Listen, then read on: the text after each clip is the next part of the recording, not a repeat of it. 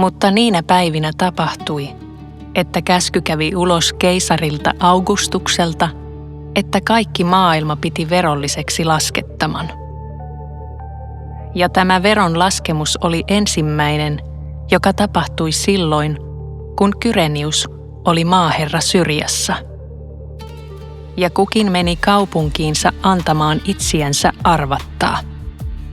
Niin myös Josef Galileasta, Natsaretin kaupungista, meni ylös Juudeaan, Davidin kaupunkiin, joka kutsutaan Betlehem, sillä hän oli Davidin huoneesta ja suvusta, antamaan itsiänsä arvattaa Marian, kihlatun emäntänsä kanssa, joka raskas oli.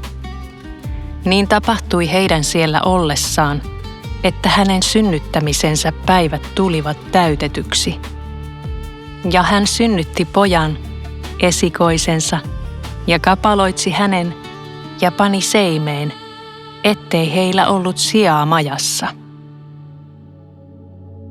Ja paimenet valvoivat siinä paikkakunnassa ja vartioitsivat yöllä laumaansa. Ja katso, Herran enkeli seisoi heidän tykönänsä, ja Herran kirkkaus ympäri valaitsi heitä, ja he suuresti peljästyivät. Ja enkeli sanoi heille, älkäät peljätkö, sillä katso, minä ilmoitan teille suuren ilon, joka on tuleva kaikelle kansalle. Teille on tänä päivänä syntynyt vapahtaja, joka on Kristus, Herra, Davidin kaupungissa. Ja tämä on teille merkiksi. Te löydätte lapsen kapaloituna makaavan seimessä. Ja kohta oli enkelin kanssa suuri taivaallisen sotaväen joukko, jotka kiittivät Jumalaa ja sanoivat, kunnia olkoon Jumalalle korkeudessa ja maassa rauha ja ihmisille hyvä tahto.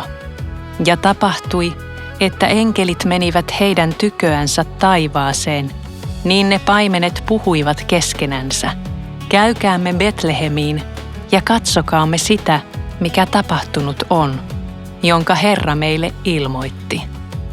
Ja he tulivat kiiruhtain ja löysivät Marian ja Josephin, niin myös lapsen, joka makasi seimessä.